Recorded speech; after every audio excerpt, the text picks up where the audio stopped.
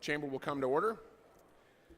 We have the introduction of some guests, and then I'll turn the gavel over to the Lieutenant Governor to call the joint convention together. Well, first of all, welcome, especially to the members of the Judiciary that are with us today. We won't be introducing all of you, but we extend a hearty welcome to all of you and appreciate your service to our state. First, I'll introduce the leadership of the Indiana Senate. President pro tempore David Long. Senator Long.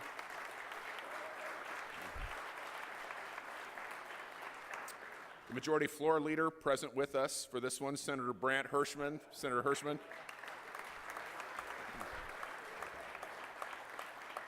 The Majority Caucus Chair, Jim Merritt. Senator Merritt. The Senate Minority Floor Leader, Tim Lannon. Senator Lannon. The Assistant Minority Floor Leader, Senator Gene Breaux. And the Minority Caucus Chair, Senator Jim Arnold. Senator Arnold. Leadership of the Indiana House, the Majority Floor Leader, Bill Friend. The Majority Caucus Chair, Kathy Richardson. The Speaker pro tempore, Eric Turner. The House Minority Leader, Scott Pelath. The Minority Floor Leader, Linda Lawson's not with us, but we welcome her as well, and Minority Caucus Chair, Vanessa Summers.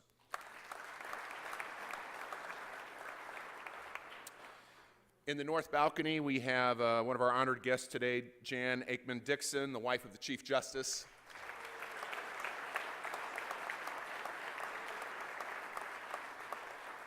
Kyle Dixon, the son of the Chief Justice, and his wife, Chris Dixon.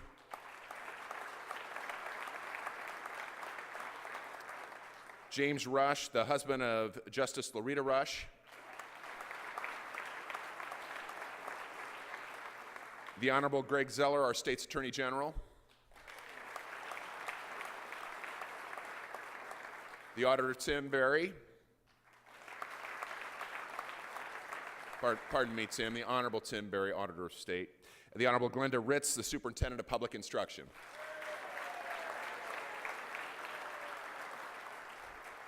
We're joined by several former justices of the Supreme Court. We have with us the Honorable Roger DeBruler.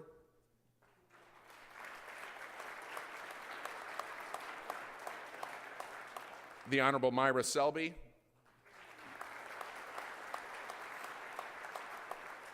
The Honorable Frank Sullivan, Jr.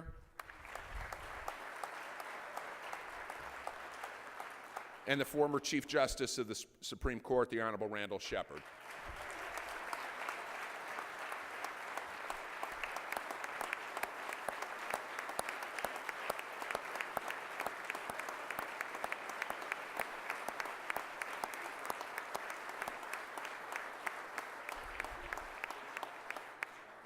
Mr. Chief Justice, this will be the first of these states of the judiciary that I've not heard you give during my lengthy career here. At this time, would the Chief Justice, the legislative escorts, and the judges of the Indiana Appellate and Tax Court please come forward? And you may greet them with applause if you care.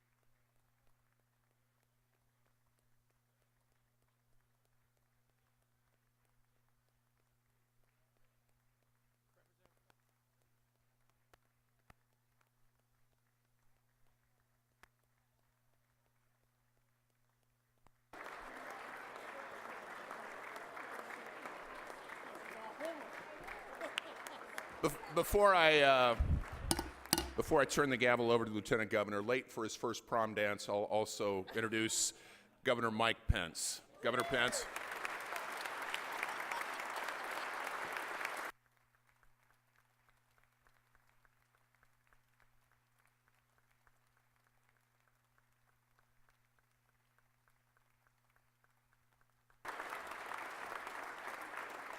Ladies and gentlemen, I present to you the Lieutenant Governor for the state of Indiana, Sue Ellspermann.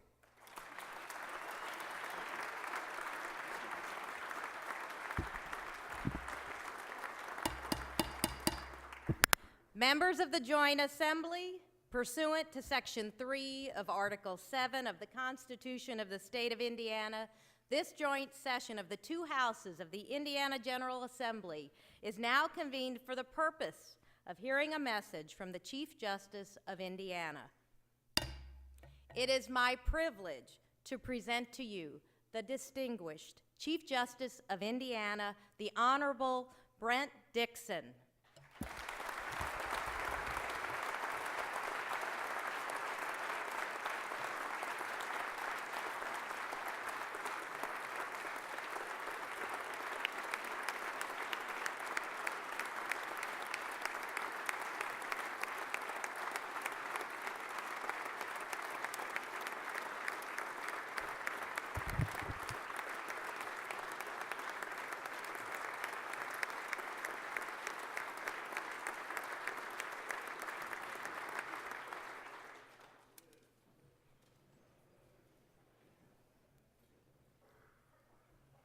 Governor Pence, Lieutenant Governor Ellspermann, members of the General Assembly.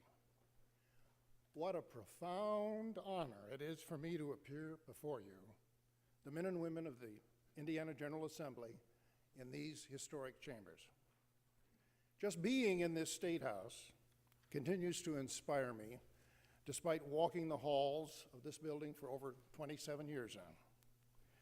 This building constantly reminds me, as I'm sure it does you, of the greatness of our state and its people, and the privilege and responsibility of public service. As you know, the Indiana Supreme Court has just been through a massive change.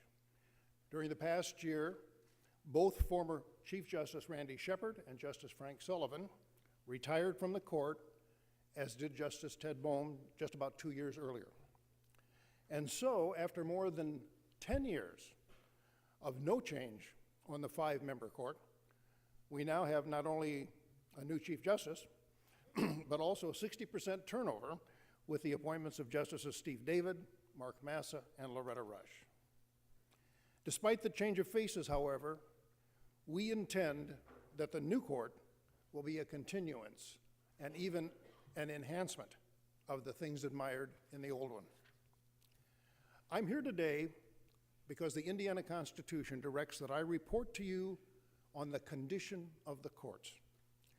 In thinking about today's remarks, I couldn't help noting that this condition of the courts is so much a product of your efforts,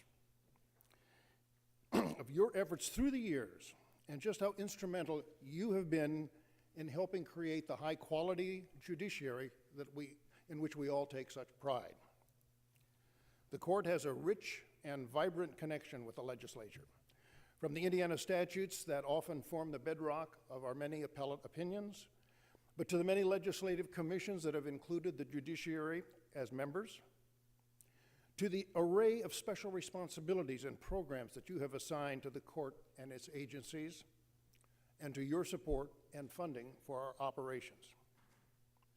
When I was appointed to the Indiana Supreme Court in 1986, it was a very different place than it is now. Our workload consisted of few civil cases, but primarily involved direct review of criminal cases. In fact, 93% of our time was consumed with criminal cases. Thanks to the General Assembly adopting and the people of Indiana ratifying 2 constitutional amendments adjusting the nature of our court's jurisdiction, one in 1988 and another in 2000, the Indiana Supreme Court has since been able to review seriously and oversee Indiana law in all kinds of cases, civil and criminal, large and small.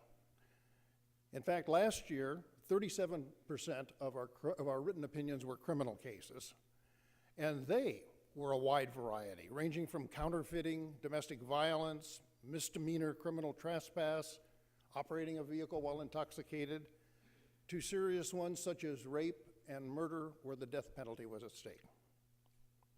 In other non-criminal cases, the court was able now to tackle issues such as child support, family law, tax law, constitutional law, employment law, contract law, environmental law, evidence law, municipal government law, even how Indiana courts should address disputes between religious organizations. The access of everyday Hoosiers to their Supreme Court for such a wide assortment of cases would have been impossible 25 years ago. The judiciary is also grateful to the General Assembly for the many important efforts and functions in which we have partnered together. Among them, the creation and sustenance of the Family Court Project, the Mortgage Foreclosure Program, which also involved Lieutenant Governor's Office, the court-appointed Special Advocate Program, the Public Defender Commission, Indiana's Conference on Legal Education Opportunity, the Civil Legal Aid Fund Program, to name just a few. Indiana citizens are indeed fortunate to have our deep tradition of teamwork in government. It's really remarkable that our two branches, each independent and co-equal, have such a strong heritage of working together.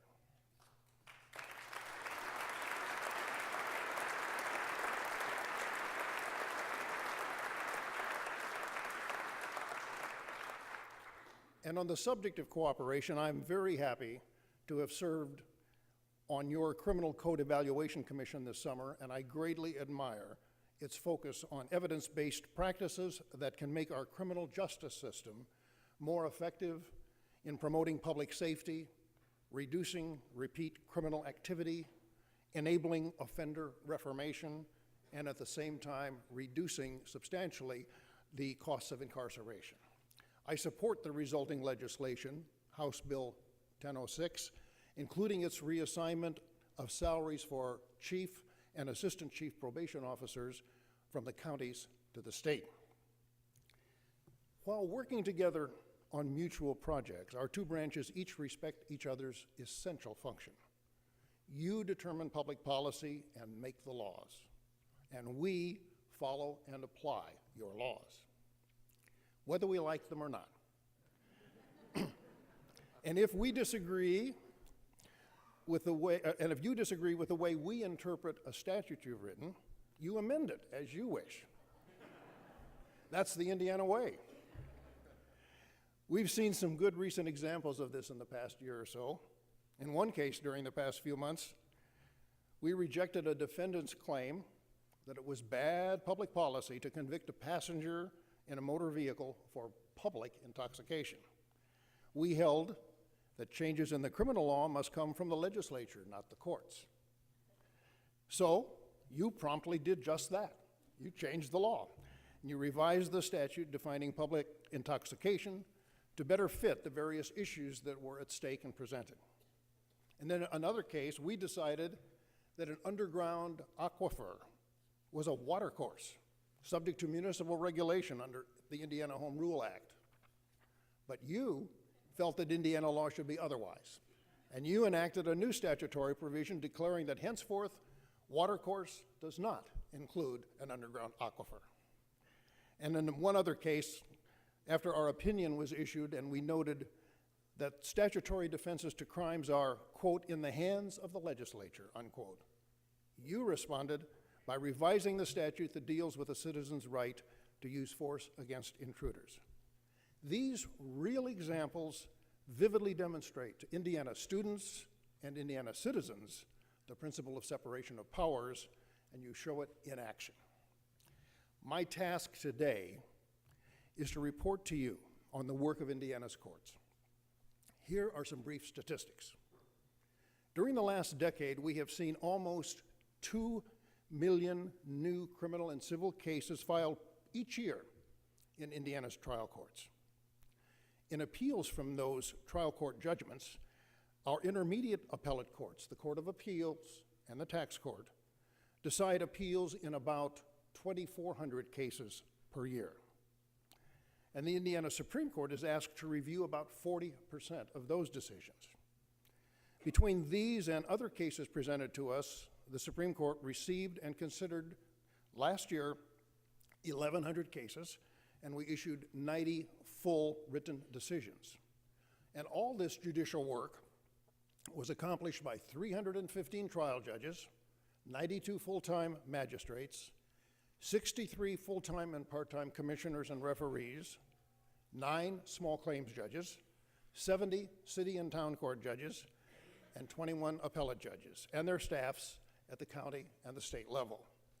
And we must acknowledge that the crucial importance of hundreds of supportive Indiana judicial families behind each judicial officer. Deciding cases may be the principal task of judges, but the men and women of the judicial branch are also deeply engaged in a variety of related programs and activities. I'd like to point out just a few examples of what's being accomplished. In child abuse and neglect cases, under our program for court-appointed special advocates, often called CASA volunteers, over 3,000 people serve as trained volunteers on behalf of children involved. Last year, these volunteers served over 18,000 children in 73 of Indiana's 92 counties. Another example, since 1981, pursuant to statute, our Indiana Judicial Center has been performing its assigned oversight and management of probation, including setting probation officer standards and doing training and certification. During the past year, the Judicial Center offered training programs that reached over 1,400 probation officers, and it conducted testing in which 81 new probation officers passed and were certified. In addition, we are working to develop, as you directed last year, a schedule of progressive probation incentives and violation sanctions, which we all believe will increase public safety while reducing prison populations. Trial judges from across the state are also implementing special problem-solving courts and other innovative programs and techniques to improve access to our courts, to enhance the quality of justice achieved, and to help people throughout our state solve difficult problems and to regain positive control over their lives. We now have 54 certified problem-solving courts, with 12 new ones expected in 2013. And those include veterans courts, drug courts, reentry courts, a mental health court, one for family dependency and children in need of services. The march goes on. Indiana's problem-solving courts became the center of national attention in November, when our own John Surbeck of the Allen Superior Court in Fort Wayne was selected from over 40,000 judges throughout the United States to receive the William Rehnquist Award for Judicial Excellence.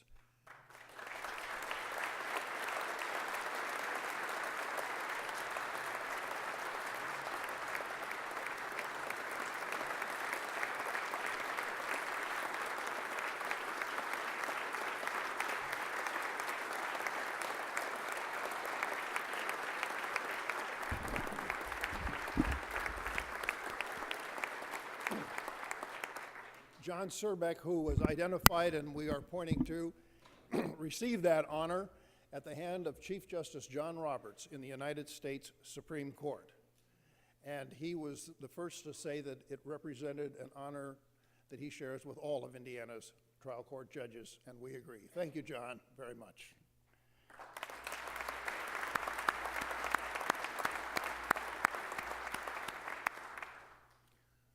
One of the growing challenges before us is the need to enable full access to the courts for people with limited English proficiency. Significant inroads have been accomplished by the Court's Commission on Race and Gender Fairness and its program for training and certifying almost 100 court interpreters statewide. In addition, we provide Language Line, a telephonic interpreter service to all Indiana courts, but much more is needed. People with limited English language proficiency also need help in court-related functions that happen outside the courtroom. In charge of all these issues for the court is Justice Robert Rucker. Your Indiana Judiciary this year has also completed a revision of Indiana's parenting time guidelines, again based on a child-centered approach to help courts and parents deal with disrupted families. These guidelines are largely the result of enormous efforts by our family law judges and practicing lawyers with very real, everyday experience in this area. We're also very proud of the growing impact of our Conference on Legal Education Opportunity, which you may know as CLEO. Thus far, this program has made it possible for over 450 disadvantaged students to become Indiana CLEO Fellows as they work to complete law school and to become practicing attorneys. A bonus for our state is that the legal profession is becoming more and more diverse as a result. One of the Supreme Court's specific constitutional responsibility is the admission and discipline of lawyers.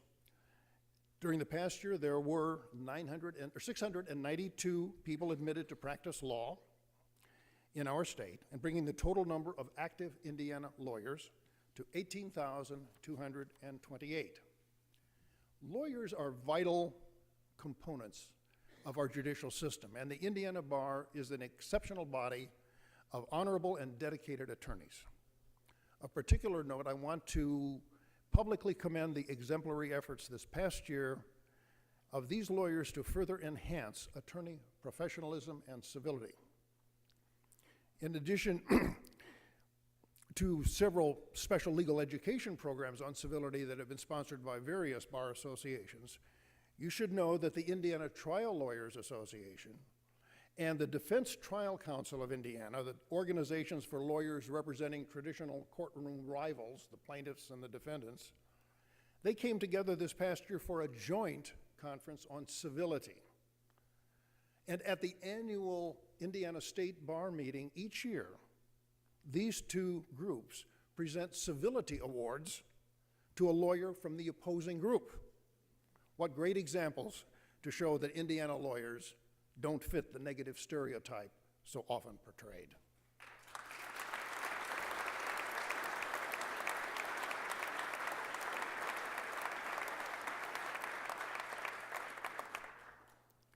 Beyond deciding appeals and admission and discipline of lawyers and other responsibilities, one of the Supreme Court's significant constitutional responsibilities is, quote, supervision of the exercise of jurisdiction by other courts of this state, unquote. As part of our efforts to fulfill this obligation, the Supreme Court has for the past 12 years been working hard to identify and secure the best possible technology so that all Indiana courts can do their work more accurately, more efficiently, more promptly, and more economically. After extensive research, investigation, review, and an open public procurement process, we selected and entered into a contract with a major national technology company, one we found best equipped to serve Indiana's judicial system and to do so at the most reasonable cost. Then we worked to tailor their project, the Odyssey case management system, to serve the various unique needs of Indiana courts. The results have been very gratifying. Our Odyssey system is now being used to process over 40% of the workload in Indiana's trial courts, and we're working hard to meet the demands from counties wishing to come aboard. In fact, Odyssey installation was successfully completed this past weekend in the Orange County Circuit and Superior Courts, and next up are the St. Joseph County Criminal Courts, and then Hancock County Courts, and after that the Marion County Civil Courts will receive Odyssey training. This will bring the portion of Indiana's caseload being handled by the Odyssey system to over 46%. Once we complete these installations, there are over 20 other counties waiting in line anxious to receive and use Odyssey. All this demand is quite understandable. We provide Odyssey system to counties that want it, and we maintain it, all at no charge to the counties. And the taxpayers in Odyssey counties no longer have to pay license and maintenance fees to private vendors for separate case management systems of their own. In addition to its accomplishments with Odyssey, our technology team and our private sector partners from an array of Indiana firms have also devised about 20 innovations permitting Indiana courts to communicate electronically not only with each other, but also with various executive branch and other governmental agencies, including the Bureau of Motor Vehicles, the Indiana State Police and local prosecutors and local law enforcement, the Department of Health, the Department of Child Services, the Department of Revenue, the Department of Correction, the Department of Homeland Security, the Division of Mental Health, or the Family and Social Services Administration, Division of Mental Health and Addiction, just to name a few. This all produces tremendous advancements in serving Hoosiers. In Odyssey counties, when a judge faces an accused person, the judge can now access a computer and immediately learn if the person is out on bond from another county, or is on probation, or has another case pending, so long as it's in Odyssey County.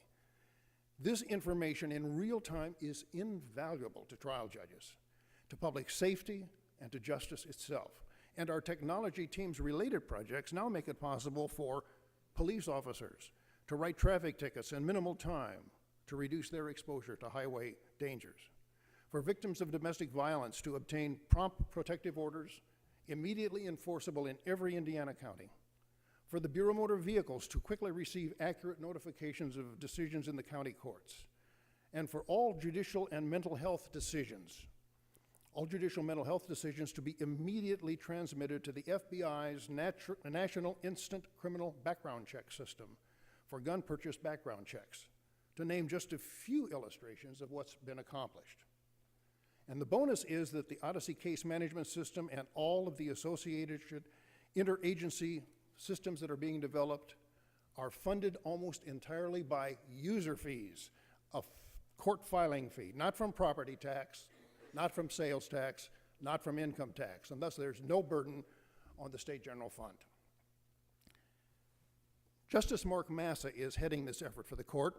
Don't hesitate to contact him if you'd like more information.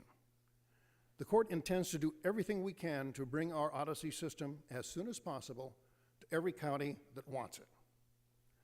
But this requires more resources. The court really needs help from the General Assembly this session to upgrade the necessary filing fee revenue stream. And we present this to you as one of our most urgent priorities. Not only will we be focusing on trial court technology, but we also seek to enable our appellate courts to begin using e-filing and paperless processing and storage of appellate documents like most other states are doing.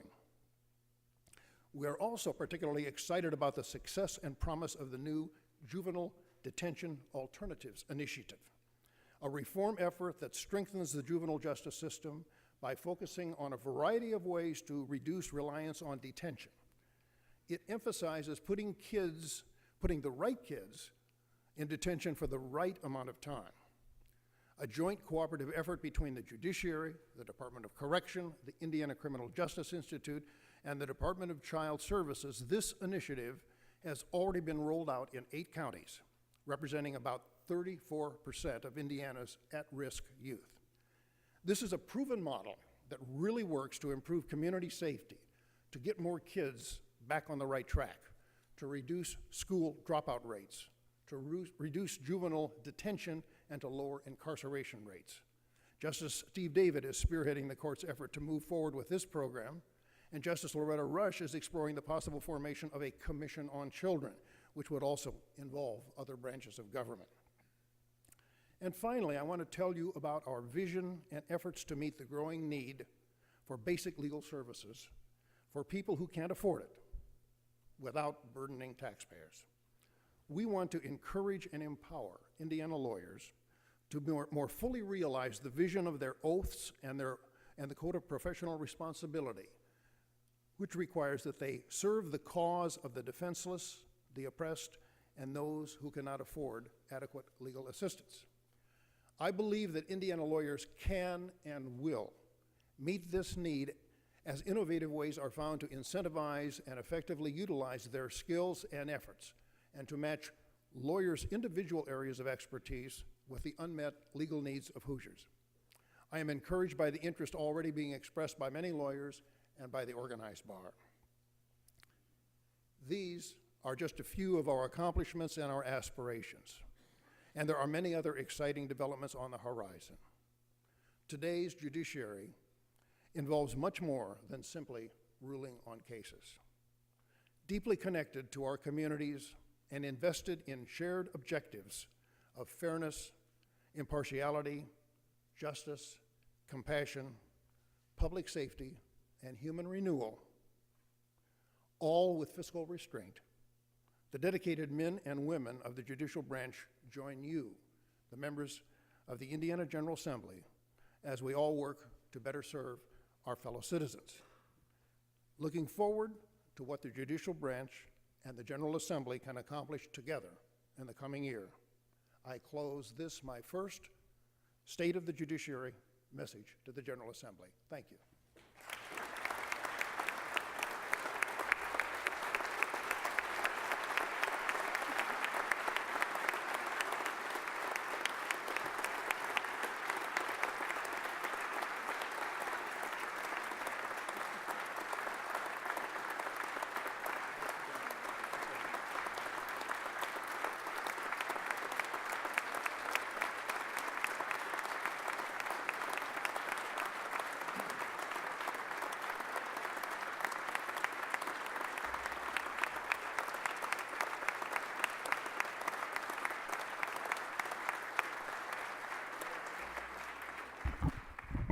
This joint convention is now adjourned.